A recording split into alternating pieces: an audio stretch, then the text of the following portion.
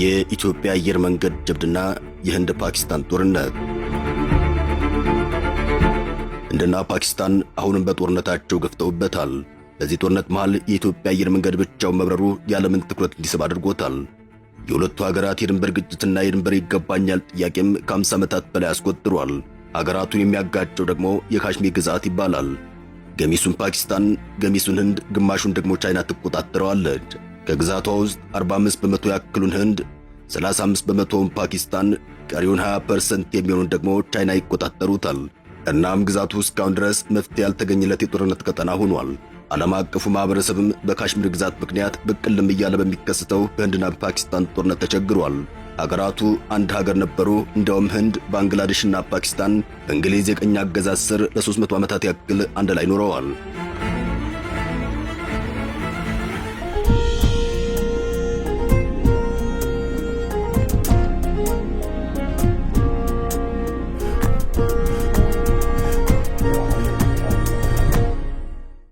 እኚህ ለ300 ዓመታት ያክል በጋራ የኖሩ ሀገራት አሁን አለመግባባት ውስጥ ገብተዋል። አለመግባባታቸውም ስር የሰደደ ሆኗል። መጀመሪያ ከህንድ ፓኪስታን ተገነጠለች። የፓኪስታን ነጻ ሀገርነት ችቦ የለኮሰው መሐመድ አሊ ጅናህ ይባላል። ይህ ሰው ሙስሊሞች ከህንድ ጋር መቀላቀል የለባቸውም፣ መብታቸው አይከበርም የሚል እሳቤ በማመንጨት ሙስሊም ማህበረሰቦችን በማነሳሳት ፓኪስታን የተባለች ሀገር እንድትፈጠር አድርጓል። ሙሐመድ አሊ ሙስሊሞች በሂንዱ ሃይማኖት ብልጫ ስላላቸው ህንድ ውስጥ መብታቸውና ማንነታቸውን ማስከበር አይችሉም የሚል ሐሳብ በማመንጨት የሁለት ሀገርነት ጽንሰ ሐሳብ ለመጀመሪያ ጊዜ በማስተዋወቅ ብለውም በማራመድ ይታወቃል።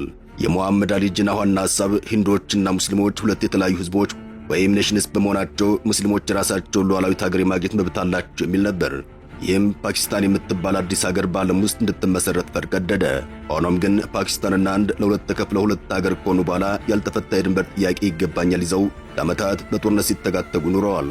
ህንድና ፓኪስታን ሲለያዩ መካከል ላይ የቀረችው የካሽሚር ግዛት መሪዋ ማሃራጃ ሃሪ ሲንግ የሂንዱነት አቀንቃይ ሲሆን መጀመሪያ ላይ ነጻ ሆኖ ለመቀጠል ቢያስብም በፓኪስታን በኩል በመጡ የጎሳ ታጣቂዎች ወይንም በፓኪስታን ድጋፍ ይንቀሳቀሳሉ ተብሎ በህንድ በሚታመኑ ግፊት ሲደርስበት ወርሃ ጥቅምት 1947 እንደ አውሮፓውያን አቆጣጠር ከህንድ ጋር የውህደት ስምምነት ፈርሟል። ፓኪስታንም ይህን ስምምነት የህዝብን ፍላጎት ያልተከተለና በግዳጅ የተደረገ በማለት አውግዛዋለች።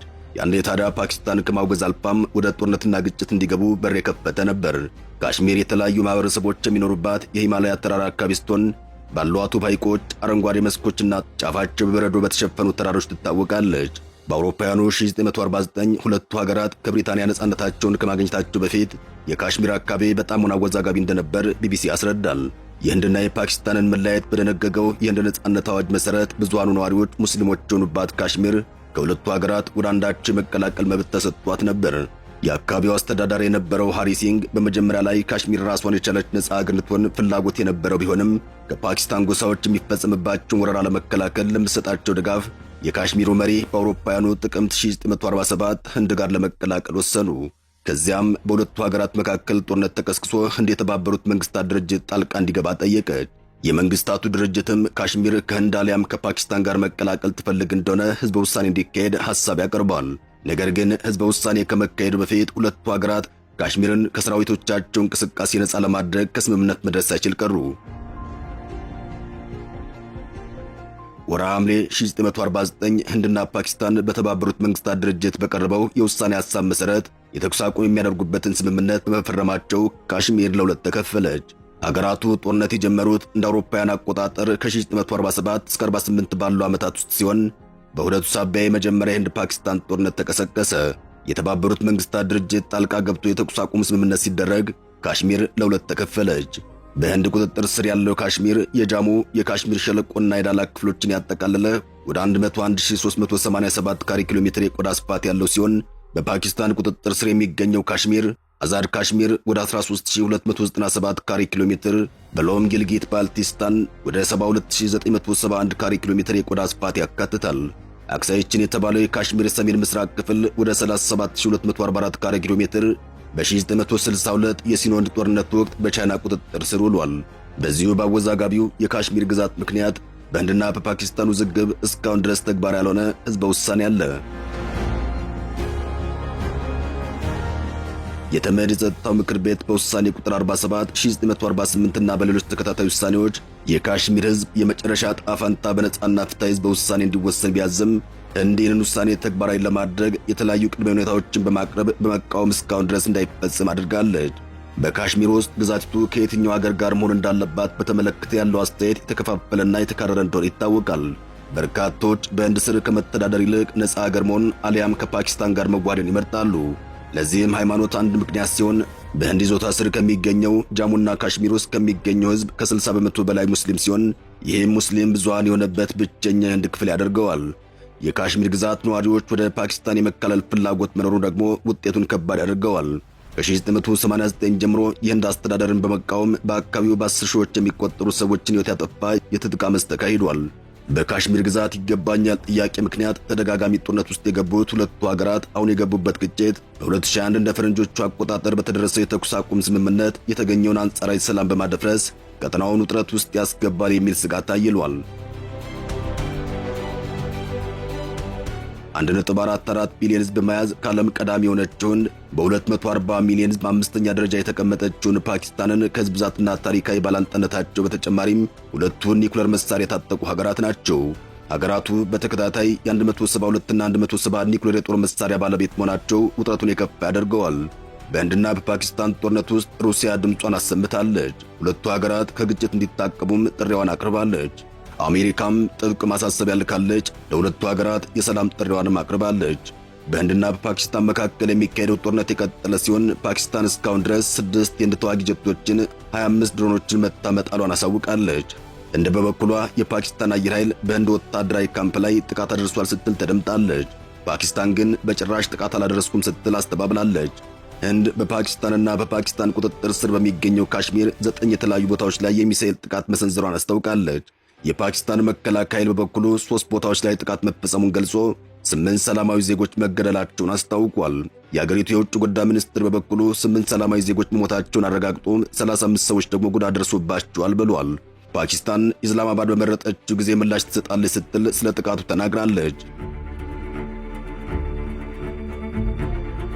የህንድ መከላከያ ሚኒስትር ጥቃቱን ኦፕሬሽን ሲንዶር ሲል የጠራው ሲሆን ይህም ዘመቻ ሚያዝያ 14 2017 ዓ.ም 22 ህንዳውያንና 1 ኔፓላዊ የተገደሉበትን ተጠያቂ ለማድረግ የተካሄደ ስለመሆኑ ገልጿል።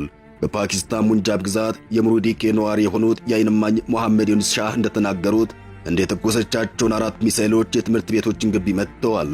የመጀመሪያዎቹ የተተኮሱት 3ቱ ሚሳኤሎች በፍጥነት ያረፉ ሲሆን አራተኛው ሚሳኤል ከ5 እስከ 7 ደቂቃዎች ልዩነት በኋላ የተምዘገዘገ መጣ ሲሉም ያየቱን ተናግረዋል። ሻህ ሲናገሩ በሚሳኤል ጥቃት የሰዎች መኖሪያ ቤት ጨምሮ ትምህርት ቤቶች፣ ኮሌጆች፣ ሆስቴል፣ የሕክምና ማዕከላትና መስጊድ ያለበት ግቢ በከፊል ጉዳት ደርሶባቸዋል።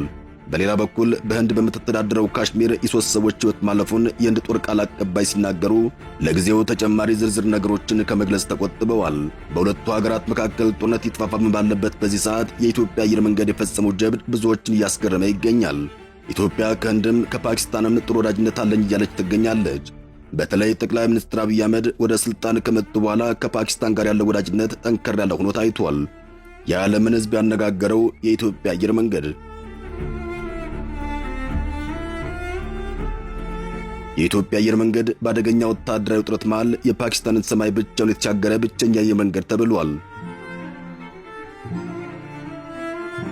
ሚኒት ሚረር የተባለ የፓኪስታን የዜና ድረገጽ ባሰፈረው ዘገባው ፓኪስታን ህንድ ለፈጸመችው ጥቃት በጠንካራ ወታደራዊ ኦፕሬሽን ምላሽ እየሰጠች ባለችበት እንዲሁም የአየር ክልሏ ኦና በነበረበትና ወፍ እንኳን ክንፎቿ እንድታርገበግብ በማይፈቀድበት ሁኔታ አንድ የመንገደኞች አውሮፕላን የፓኪስታንን አየር ሰንጥቆ ብቻውን እየበረረ ተሻግሯል ብሏል።